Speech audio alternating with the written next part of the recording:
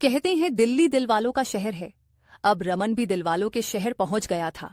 देखते हैं रमन का स्वागत दिल्ली शहर कैसा करता है। क्या रमन को दिल्ली रास आएगी या उसका दिल दहला देगी। दिल्ली के प्लेटफॉर्म पर आकर रमन की ट्रेन रुकती है। रमन अपनी बैग उठाकर उतरते हुए अपने आप से कहता है, रमन लो आ गया भाई दिल्ली। भोपाल में तो आज तक अपनी कोई बात नहीं बनी है। लगता है शायद यहां अपनी बात बन जाए।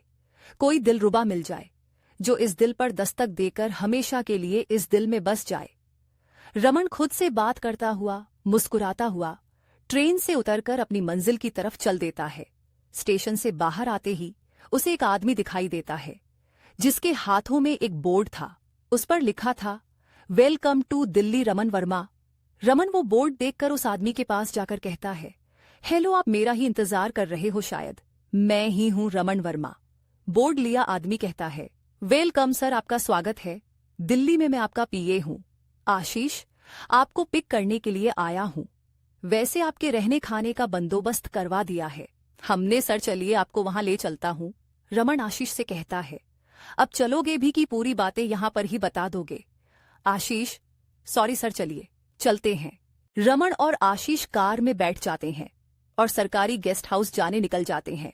गेस्ट हाउस शहर से बाहर वीरान जंगल में था।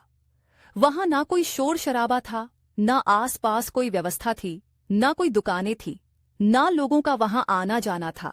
एकदम सुनसान जगह पर वो गेस्ट हाउस था जहां आशीष रमन को अपने साथ ले जा रहा था।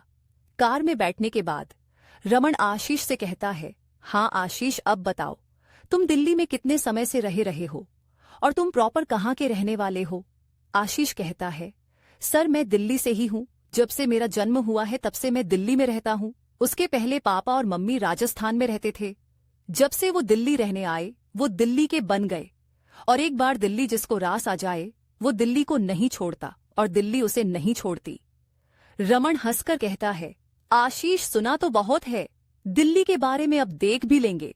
आशीष कहता है, सर एक बार अगर आपको दिल्ली भाग गई तो आप भोपाल कभी वापस ही नहीं जाओगे। आशीष और रमन यूं ही हंसते हंसाते बात करते हुए जा रहे थे कि रमन आशीष से कहता है, आशीष ये शहर के बाहर क्यों ले चल रहे हो और कितनी दूर जाना है। तकरीबन 30 मिनट से ज्यादा हो गए हैं और कितना समय लगेगा हमें। आशीष कहता है, सर शहर के अंदर के सरकारी क्वार्टर का काम चल रहा है, बस कुछ दिनों में पूरा हो जाएगा। जब तक कुछ दिन आपको गेस्ट हाउस में गुजारने होंगे। गेस्ट हाउस शहर से बाहर है, बस वहीं आपको ले जा रहा हूं। बस हम पहुंचने ही वाले हैं वहां। लीजिए, पहुंच भी गए।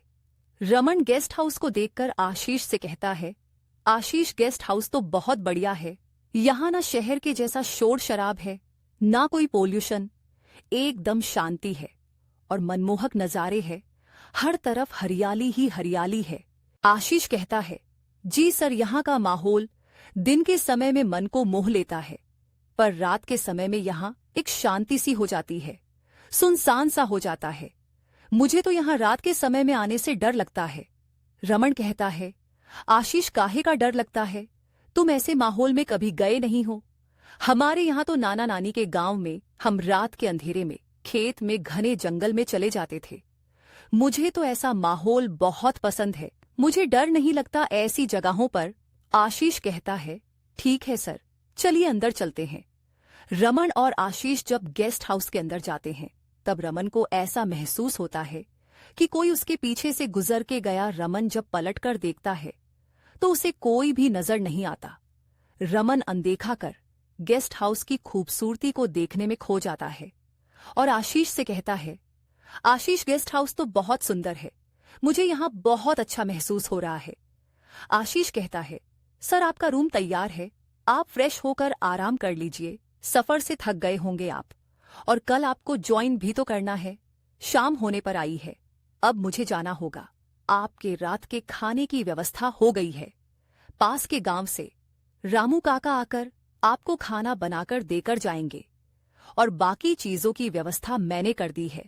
फ्रीज में सब कुछ रखा है, और किसी चीज की जरूरत हो तो मुझे रात में फोन मत करिएगा। मैं रात में यहाँ नहीं आऊंगा, मुझे बहुत डर लगता है। इतना बोलकर आशीष अंधेरा होने से पहले वहां से निकल जाता है। रमन फ्रेश होकर अपने रूम में आराम करने चले जाता है। तकरीबन 7 बजे दरवाजे पर दस्तक होती है और साहब साहब की आवाज रमन को सुनाई देती है। रमन उठकर अपनी आंखों को मसलते हुए दरवाजा खोलता है और अंगड़ाई लेते हुए कहता, हाँ कौन हो तुम? दरवाजा ठोककर मेरी नींद खराब कर दी तुमने। साहब मैं रामू पास के गांव में ही रहता हूँ। आशीष साहब ने तो बताया होगा आपको मेरे बारे में। मैं आपका रसोइया हूँ, खाना बनाने आया हूँ। रमन कहता है, अच्छा अच्छा, तो आप हो रामू काका। रामू काका यार जल्दी से कुछ खाने को बना दो, बहुत भूख लगी है, पेट में चूहे दौड़ रहे हैं। रामू काका, जी साहब, अभी गर्मा गर्म बनाकर परोसता हूँ। रामू काका खाना बनाकर रमन को परोस कर देते हैं। तब रमन रामू काका से बात करता है और गेस्ट हाउस के बारे में पूछता है। रमन, अच्छा रामू काका एक बात बताओ, यहाँ सब कुछ इतना सुनसान क्यों है? ना आस पास घर है, ना लोगों की चहल पहल है। ऐसे माहौल में तो रहने के लिए ही तो लोग आज कल शहर से बाहर घर बनवा रहे हैं, तो यहाँ इतना सुनसान क्यों है? रामू काका, साहब मैंने सुना है कि कुछ बरस पहले यहाँ एक लड़की ने खुद को फांसी लगा दी थी। वो भी आप ही की तरह यहाँ रहने आई थी। उसके मरने के बाद से यहाँ लोगों का आना जाना कम हो गया है। यहाँ अब कोई रहने नहीं आता। आज ये गेस्ट हाउस कई सालों बाद आपके लिए खुला है, वरना यहाँ अब कोई रहने नहीं आता है। रमन, क्या रामू काका अभी ना बिना वजह डरा रहे हो? ऐसा कुछ भी नहीं होता है, ये सब आप लोगों का वहम है। रामू काका, नहीं साहब, कहते हैं आज भी आधी रात के बाद उस लड़की की आत्मा पूरे गेस्ट हाउस के आसपास घूमते हुए दिखाई देती है। आप अपना ख्याल रखना और दरवाजा खोलकर बाहर मत जाना।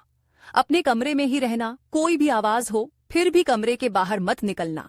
अच्छा साहब, अब मैं चलता हूँ, 10 बजते आ रहे हैं, मुझे निकलना चाहिए, अपना ख्याल रखिएगा। रमन हंसते हुए कहता है, ठीक है रामू काका, आप जल्दी जाइए, वरना कहीं उस लड़की की आत्मा आपको ना पकड़ ले। रामू काका के जाने के बाद रमन खुद से कहता है, देख रमन, आज के जमाने में भी लोगों को भूत प्रेत आत्माओं पर विश्वास है। चल भाई रमन, तुझे इन सबसे क्या लेना देना। अपना पैक बना और लगाकर सो जा, कल ऑफिस ज्वाइन भी करना है। रामू काका के जाने के बाद रमन ड्रिंक बनाकर पी रहा था। तकरीबन रात के 11 बजे थे कि रमन को खिड़कियों के टकराने की आवाज सुनाई देती है। रमन खिड़की के पास जाकर गेस्ट हाउस के बाहर देखता है तो उसे कोई दिखाई नहीं देता है। तब रमन की नजरें सामने वाले पेड़ पर पड़ती है। पेड़ को हिलता देख रमन कहता है, ये खिड़कियां हवा के चलने के कारण टकरा रही है, इसे बंद कर देता हूं, वरना रात भर खामखा नींद खराब कर देंगी। रमन खिड़की बंद करके वापस ड्रिंक करने चले जाता है। रमन जैसे शराब से भरे प्याले को अपने होठों से लगाता है। फिर से खिड़की खुल जाती है और जोर से खिड़कियों की टकराने की आवाज आती है।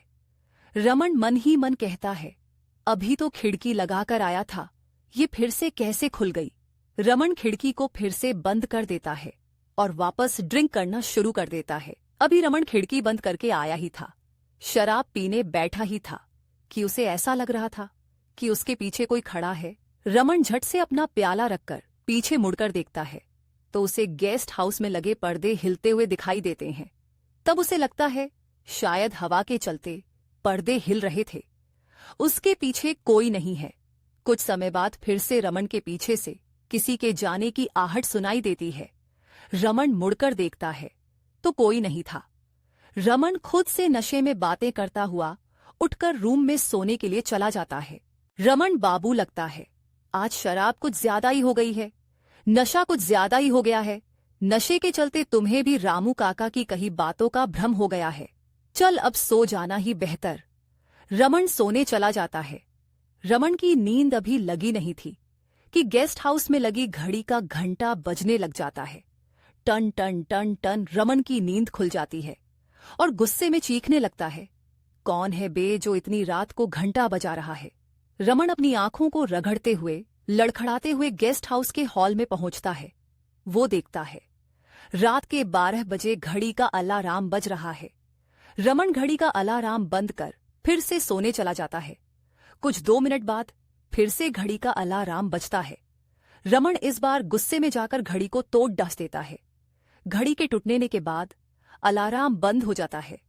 रमन जैसे ही वापस अपने रूम में जाने के लिए कदम बढ़ाता है, अलार्म फिर से बजने लगता है और गेस्ट हाउस की लाइट बंद चालू होने लग जाती है।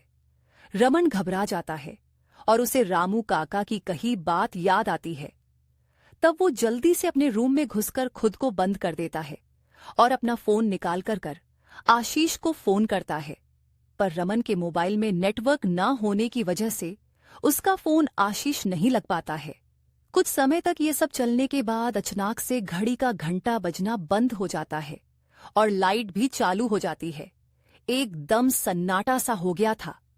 अचानक से सारी आवाजें आना बंद हो गई थी। रमन को अब ऐसा लग रहा था कि कब सुबह हो और वो वहां से अपनी जान बचाकर वहां से भाग सके कि रमन को एक आवाज सुनाई देती है, छन छन छन। ये आवाज पायल में लगे घुंघरुओं की थी। वो अब काफी घबराया हुआ था। रूम के एक कोने में दुबक कर बैठा था और सुबह होने का इंतजार कर रहा था। घुंघरुओं की आवाज धीरे धीरे और भी तेज होते जा रही थी। गेस्ट हाउस के पास और आती जा रही थी। रमन अपने कान बंद करके उस आवाज से अपना पीछा छुड़ाने की कोशिश कर रहा था, पर वो आवाज और भी नजदीक आते जा रही थी। रात के सन्नाटे में वो आवाज जैसे गूंज रही थी। रमन के हाथों को वो आवाज चिढ़ते हुए उसके कानों तक जा रही थी कि अचानक दरवाजे पर दस्तक होती है। थक थक थक थक रमन घबरा जाता है और चिल्लाते हुए अपने कानों को अपने हाथों से और भी जोर से दबा देता है। कुछ देर तक दस्तक होने के बाद घुंघरुओं की आवाजें कम होती जा रही थी, जैसे कोई दरवाजे तक आकर वापस जा रहा था। धीरे धीरे घुंघरुओं की आवाजें कम होते देख रमन गेस्ट हाउस का मैन दरवाजा खोलने की हिम्मत करता है और जैसे ही वो दरवाजे के बाहर इधर उधर झांक कर देखता है कि अचानक से उसके सामने एक खूबसूरत लड़की आ जाती है, जो रमन की आंखों में देखकर उसे अपने साथ चलने का हाथों से इशारा करती है। रमन अपनी सुध बुद्ध खोकर उस लड़की के पीछे जाने लगता है, जैसे उस लड़की ने उसको वश में कर लिया हो। वो लड़की बहुत खूबसूरत दिखाई दे रही थी। वो आगे आगे चल रही थी। रमन उसके हाथ की कठपुतली की तरह उसके इशारों पर उसके पीछे पीछे जा रहा था कि अचानक से रमन के कंधे पर कोई हाथ रखकर उसे कहता है, श्श्श, आवाज मत करना वरना वो तुम्हें और मुझे यहीं खत्म कर डालेगी। वो हाथ वो आवाज रामू काका की थी। रामू काका रमन को उस लड़की के नजरों से धीरे धीरे हटाकर वहां से अपने गांव ले जाता और रमन को उसके चंगुल से छुड़वाता है। दूसरे दिन रामू काका रमन से कहते हैं, साहब आपका नसीब अच्छा जो मैं वहां पहुंच गया, वरना वो रात आपके जीवन की आखिरी रात होती।